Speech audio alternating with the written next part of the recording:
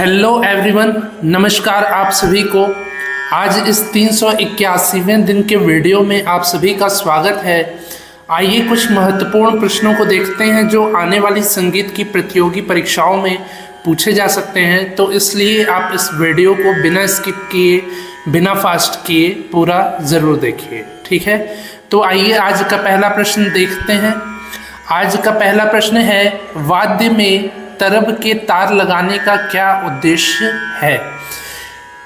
तंत्री वाद्यों में तरब के तार लगाने का उद्देश्य होता है स्वरों की आस बढ़ाना। आस यानी कि गूंज, ठीक है। स्वरों की गूंज को बढ़ाने के लिए तंत्री वाद्यों में, तार वाद्यों में तरब के तार को लगाया जाता है। इसके बाद दूसरा प्रश्न है, हरि महाराज जी के छोटे भाई हैं। हरि महाराज जी के छोटे भाई हैं कंठे महाराज जी। हरि महाराज जी भी तबला वादक थे और कंठे महाराज जी भी तबला वादक थे, ठीक है। कंठे महाराज जी छोटे भाई हैं हरि महाराज जी के। तीसरा प्रश्न है, किशन महाराज जी के पुत्र हैं। किशन महाराज जी के पुत्र हैं पूरण महाराज जी। पूरण महाराज जी किशन महाराज जी के पुत्र हैं। इसके बाद चौथा प्रश्न है, किशन महाराज जी के असली पिता हैं। किशन महाराज जी के असली पिता है हरि महाराज जी। हरि महाराज जी जो है असली पिता है किशन महाराज जी के। चूँकि हरि महाराज जी का जो निधन है वो बहुत जल्दी हो गया था, इसलिए इनको कंठे महाराज जी ने गोद ले लिया था, ठीक है।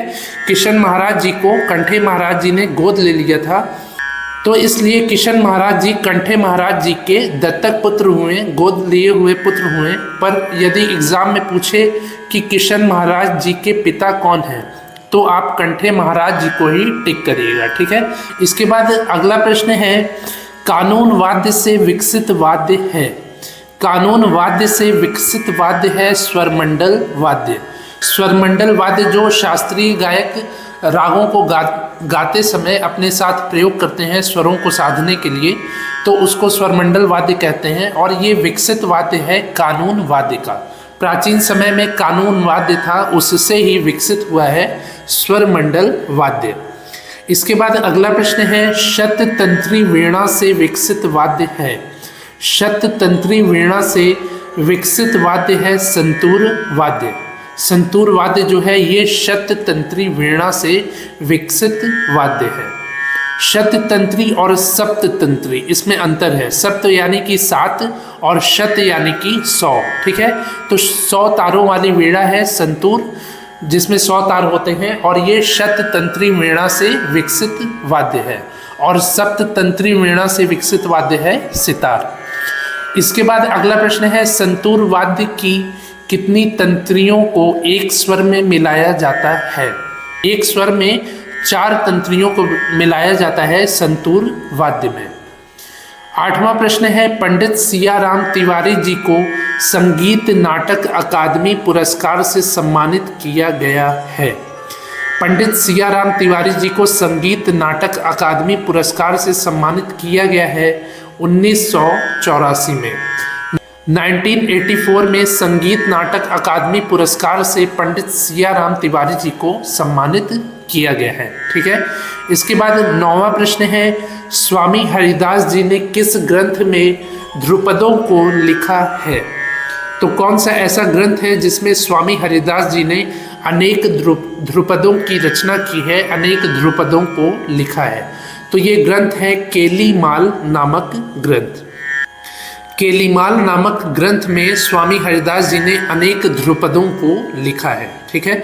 इसके बाद अगला प्रश्न है, डोवरलेन संगीत समारोह आयोजित होता है। डोवरलेन संगीत समारोह आयोजित होता है कोलकाता में। कोलकाता में डोवरलेन संगीत समारोह आयोजित होता है। 11वां प्रश्न है, कल के कलाकार संगीत समारोह आयोजित होता है। कल के कलाकार संगीत समारोह आयोजित होता है मुंबई में। 12वां प्रश्न है, तानसेन संगीत समारोह आयोजित होता है। तानसेन संगीत समारोह आयोजित होता है ग्वालियर में। ग्वालियर में मियां तानसेन जी के नाम से तानसेन संगीत समारोह आयोजित किया जाता है।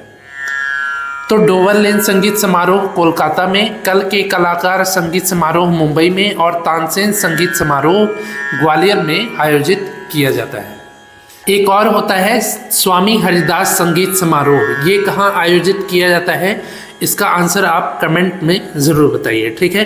इसके बाद अगला प्रश्न है 14 दिसंबर 2012 से 18 दिसंबर 2012 के बीच सवाई गंधर्व भीमसेन महोत्सव मनाया गया। तो 14 दिसंबर 2012 से 18 दिसंबर 2012 के बीच में सवाई गंधर्व भीमसेन महोत्सव मनाया गया पुणे महाराष्ट्र में। पुणे में सवाई गंधर्व भीमसेन महोत्सव को मनाया गया था 14 दिसंबर 2012 से 18 दिसंबर 2012 के बीच में, ठीक है। सवाई गंधर्व जी जो हैं ये पंडित भीमसेन जोशी जी के गुरु हैं, ठीक है। इसलिए सवाई गंधर्व और भीमसेन महोत्सव दोनों लोग अपने आप में ख्याति प्राप्त कलाकार हैं, इसलिए इन दोनों लोगों के नाम पर ये महोत्सव मनाया गया है 2012 में पुणे महाराष्ट्र में।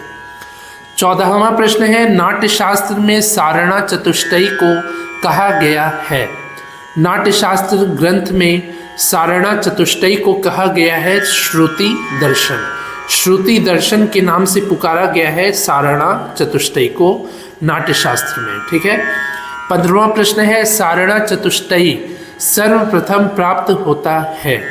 सारणा चतुष्टयी सर्वप्रथम प्राप्त होता है नाट्यशास्त्र ग्रंथ में। भरत मुनि जी के नाट्यशास्त्र ग्रंथ में सारणा चतुष्टयी का सर्वप्रथम उल्लेख प्राप्त होता है। इसके बाद 16वां प्रश्न है बाला साहब पूंछ वाले किस गायकी के लिए प्रसिद्ध हैं। बाला साहब पूंछ वाले जी प्रसिद्ध हैं ध्रुपद गायकी के लिए। ध्रुपद गाने के लिए बाला साहब पूंछ वाले जी प्रसिद्ध है, ठीक है।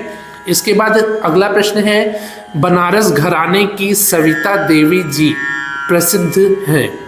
बनारस घराने की सविता देवी जी प्रसिद्ध हैं ठुमरी गायकी के लिए। ठुमरी गाने के लिए बनारस घराने की सविता देवी जी प्रसिद्ध हैं। 18वां प्रश्न है सविता देवी जी का जन्म हुआ था। बनारस घराने की ठुमरी गायिका सविता देवी जी का जन्म हुआ था 1940 में। 1940 में सविता देवी जी का जन्म हुआ था बनारस में।